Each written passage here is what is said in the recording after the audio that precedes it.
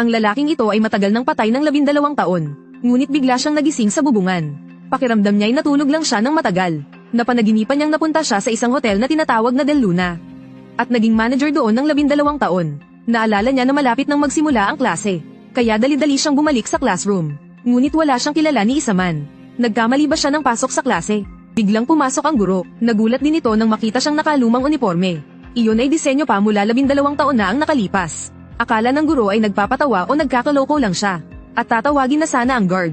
Nang makita ng lalaki na hindi maganda ang sitwasyon, nagmadali siyang tumakbo palabas ng gusali. Paglingon niya, ipinakita sa petsa na taon na pala ay 2017. Hindi ba't dapat ay 2005 pa lang? Paano nangyari na natulog siya ng 12 taon? Paano na lang ang mga kapatid niya sa bahay? Mabilis siyang tumakbo pa uwi, pagkabukas niya ng pinto. Ang natira na lang ay isang bakanteng mesa at isang hindi pamilyar na paligid. Labis siyang nalito dito, gusto niyang magtanong para malaman ang totoo. Paglabas niya, nakasalubong niya ang may-ari ng bahay. Ngunit napagkamalan siyang magnanakaw. Agad siyang nagpaliwanag, pero hindi siya pinakinggan ng may-ari ng bahay. Patuloy nitong sinasabi na dadalhin siya sa pulisya. Sa pagkataranta, itinulak niya ito. Ngunit laking gulat niya nang mapalipad niya ang may-ari ng ilang metro. Namangha siya sa sarili niyang mga kamay.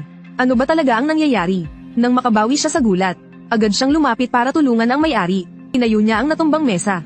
Ngunit hindi niya inaasahan na papaluan siya ng may-ari at mawalan ng malay. Pagkagising niya, nasa ospital na siya. May malaking sugat sa kanyang noo dahil sa pagkakapalo. Habang sa tabi niya, abala ang mga pulis sa investigasyon. Tinanong siya kung ano ang pangalan at petsa ng kapanganakan niya.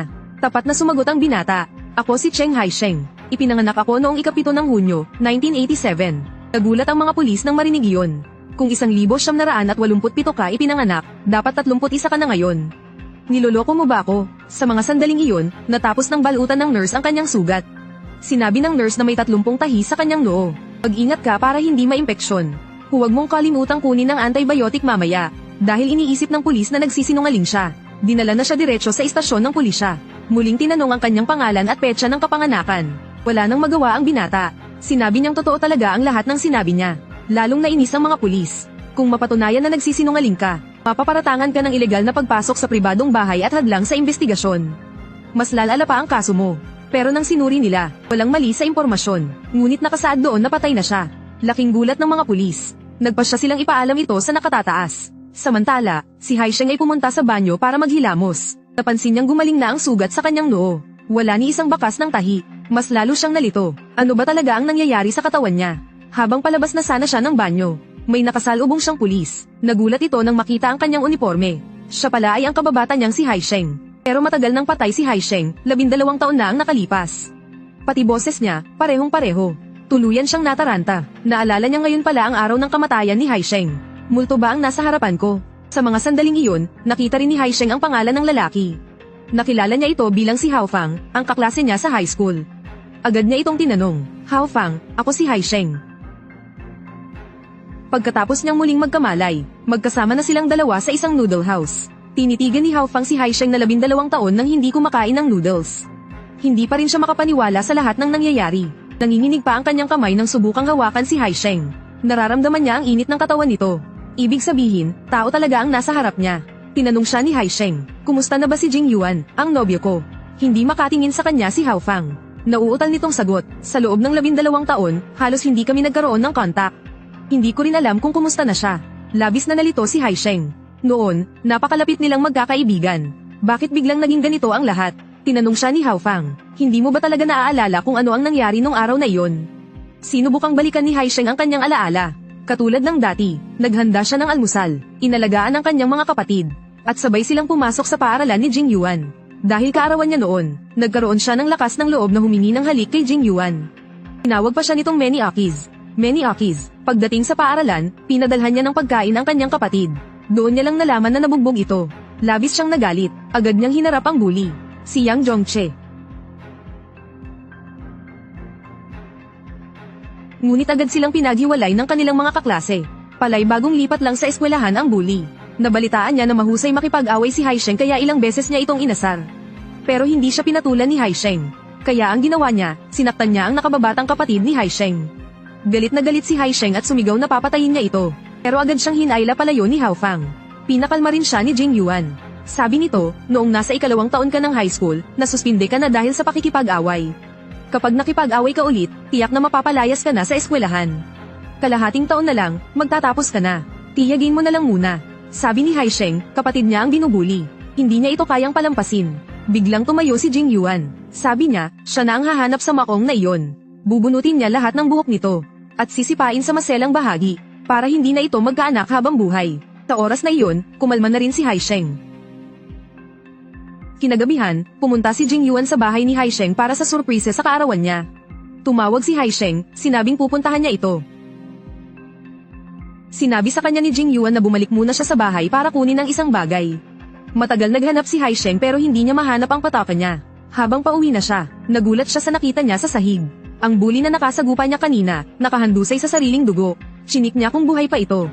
Nang makita niyang buhay pa, agad siyang sumakay ng bisikleta para humingi ng saklolo. Habang dumadaan siya sa isang kanto, biglang doon lang niya napagtanto, patay na pala siya mula 12 taon na ang nakakalipas. Kaya nanatili pa rin siyang mukhang high school student. Agad niyang hinawakan si Hao Fang at tinanong, Hao Fang, sabihin mo nga sa akin ang totoo.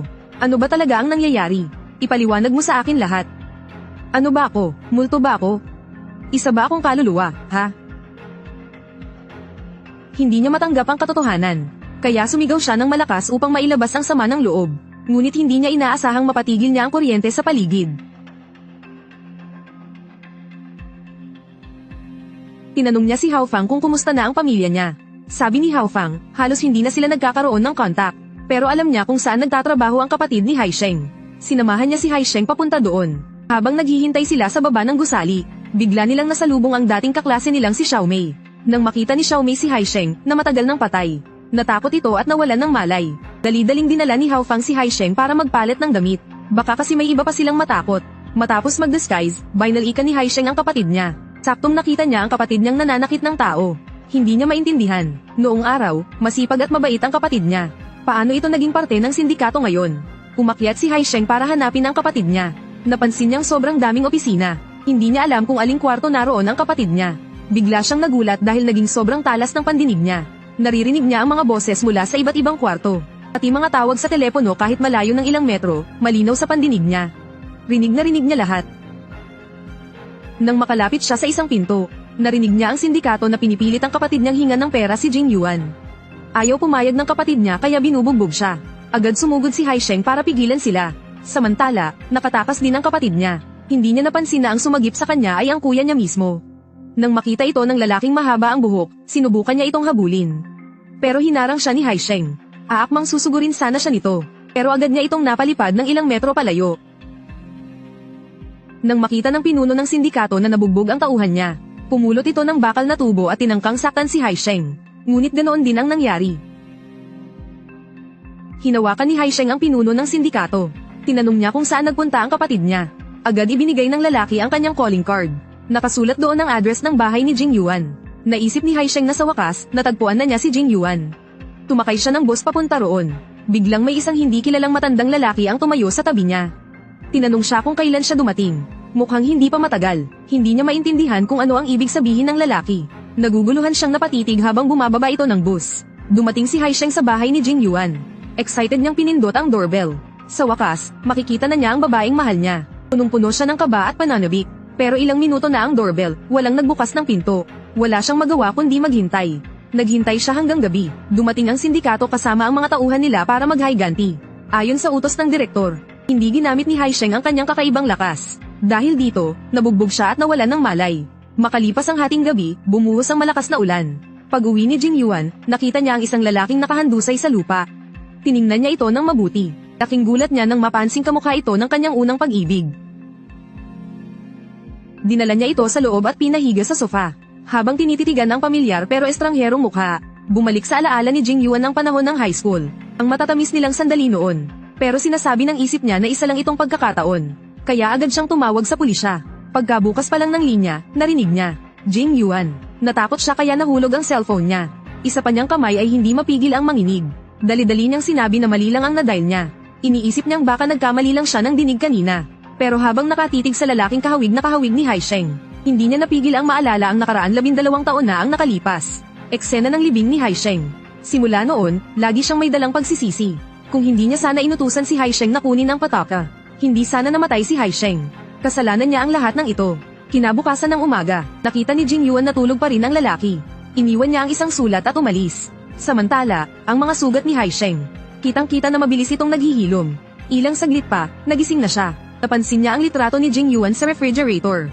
Labis siyang natuwa. Sa wakas, nasa bahay na siya ni Jing Yuan. Samantala, sa kabilang banda, hinahanap ni Hao Fang ang mga kaklase nila sa high school. Sinabi niyang nakita niya si Haisheng. Akala ng lahat, nagsasalita lang siya ng kung ano-ano. Itinuro ni Hao Fang ang uniforme ni Haisheng para patunayan ito. Nandoon pa ang name tag ni Haisheng. Personal niya itong hinubad sa katawan ni Haisheng. Kahit siya mismo, hindi sigurado kung tao o multo si Haisheng.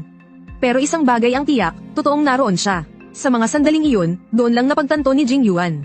Ang lalaking niligtas niya kahapon ay si Haisheng nga. Dali-dali siyang naghanap ng dahilan para umalis. Nagmadali siyang umuwi. Pagdating niya, wala siyang nakita ni Anino ni Haisheng.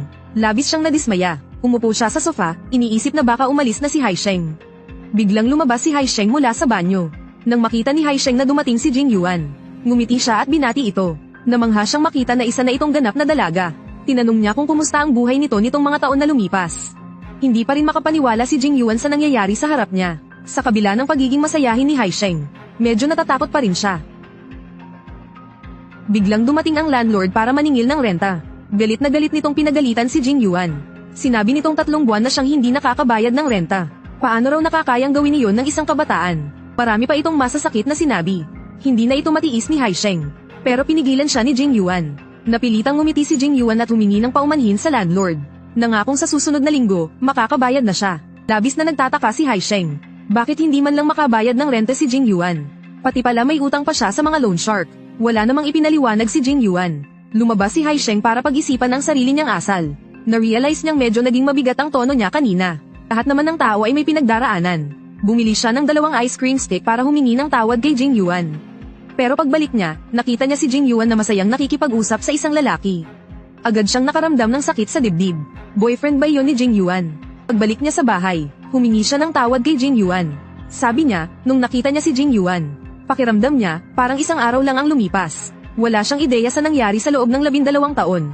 Naiintindihan naman siya ni Jing Yuan. Nagbiro si Haisheng. Yung araw na pinapunta mo ako para kunin ang pataka. Sinadya mo ba akong i-trap? Baka naman wala talagang pataka noon. Sige, humingi ka ng tawad sa akin ngayon. Hindi niya inakalang sobrang magagalit si Jing Yuan sa narinig. Bumalik ka lang ba para pilitin akong humingi ng tawad? Kung ganun, umalis ka na lang. Ayokong makita ka ulit. Wala nang nagawa si Haisheng. Hindi niya maintindihan kung bakit ganito kalaki ang galit ni Jing Yuan. Pagsapit ng alas 12 ng hating gabi, napansin ni Haisheng na hindi pa rin umuwi si Jing Yuan.